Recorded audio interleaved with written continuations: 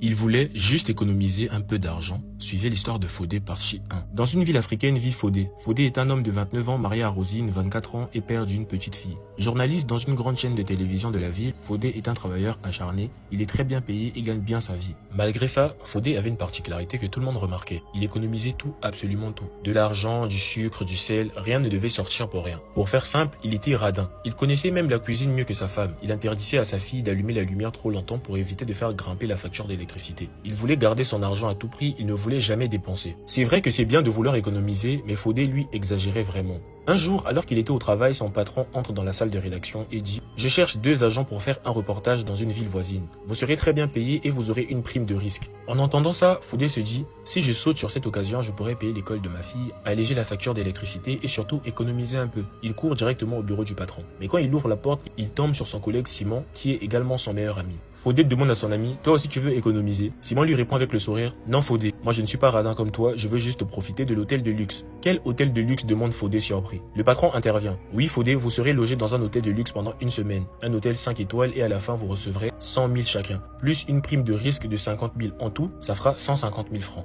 Fodé réfléchit puis se demande « Patron, sans vous interrompre, le séjour dans cet hôtel de luxe coûte combien ?» Le patron soupire « Fodé, pourquoi tu es toujours aussi avare? Le séjour dans cet hôtel vaut 300 000 par personne, donc en gros pour vous deux ça fera 600 000. » Fodé s'exclame « 300 000 patron, vous abusez. C'est plus que ce que vous nous donnez, ce n'est pas logique. » Le patron répond « On veut juste vous mettre dans de bonnes conditions Fodé. » Fodé répond « Ça, ce sont quelles conditions qui dépassent même le salaire? Donnez-moi plutôt mes 300 000 et je chercherai moi-même un hôtel là-bas. » Le patron le demande « Tu es sûr? » « Certain monsieur, donnez-moi mes 300 000, répond Fodé. « Très bien, voilà ton argent, mais tu te débrouilles seul pour trouver ton logement. » Le patron se tourne vers Simon. « Et toi Simon, tu veux que je te donne tes 300 000 également ?» Simon sourit. « Non monsieur, moi j'y vais justement pour l'hôtel. » Le patron répond « Voilà quelqu'un de raisonnable. Je vous attends demain à 10 h à l'aéroport. » Et là Fodé ajoute encore « Patron, est-ce que je peux également retirer mon argent du billet d'avion? Je préfère prendre le bus, la ville n'est pas si loin. » Le patron répond « Sors de mon bureau Fodé, tu exagères. » Dans le couloir, Fodé sourit, il fait ses calculs. 300 000 pour l'hôtel plus 150 000 de la mission, je vais pouvoir faire de belles économies. Le soir, il rentre chez lui et dit à sa femme « Rosine, demain je pars en mission dans une ville voisine pour faire un reportage. Tu pars à quelle heure? Demande Rosine.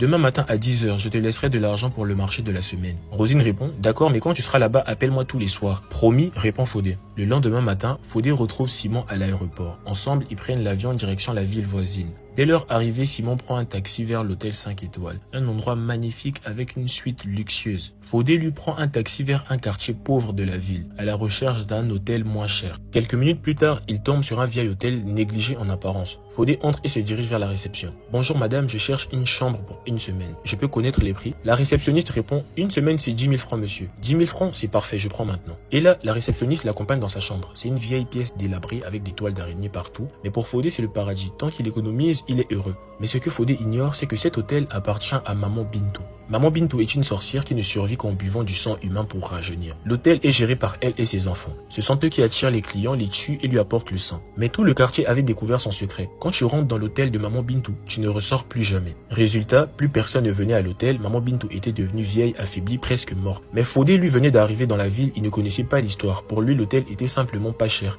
Il ne savait pas qu'il marchait vers sa propre mort. Maman Bintou a 3 enfants. Sonia, la réceptionniste de tout à l'heure, et ses 2 grands-fils, Seydou et Souleymane. Ce sont eux qui tuent les clients pour nourrir leur mère. Installé dans sa chambre, Fodé appelle sa femme. Allô chérie, je suis bien arrivé. Je suis logé dans un hôtel qui s'appelle La Nuit Rouge. Voici le numéro de la réception au cas où tu voudras me joindre et que je ne peux pas répondre. D'accord, répond Rosine. Tu m'appelles demain soir après ton reportage. Ensuite, Fodé répond, je suis très fatigué, j'aimerais me reposer un peu, j'ai passé une longue journée. D'accord, répond Rosine. Tu m'appelles demain soir après ton reportage. Promis, je suis très fatigué, je vais me reposer, répond Fodé. Fodé s'endort tranquillement. Mais 2 heures plus tard, Seydou et Souleymane entrent dans la chambre. Ils frappent violemment Fodé jusqu'à le tuer. Ensuite, ils découpent son corps et récupèrent tout le sang pour leur mère. Maman Bintou, très fière de ses garçons, boit tout. Après avoir bu le sang, elle retrouve une apparence jeune avec un teint éclatant et elle rajeunit d'au moins 10 ans.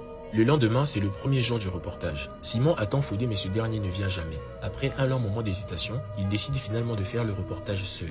Il trouve ça étrange. Il se dit sûrement que Fodé a préféré économiser l'argent du transport. Alors, il n'y pense pas trop et continue sa journée. Le soir, Rosine a commencé à s'inquiéter. Il m'avait promis de m'appeler après son reportage. Pourquoi il ne l'a pas fait? Il est déjà 23 h. Elle appelle, mais son téléphone ne passe pas. Elle décide alors d'appeler l'hôtel.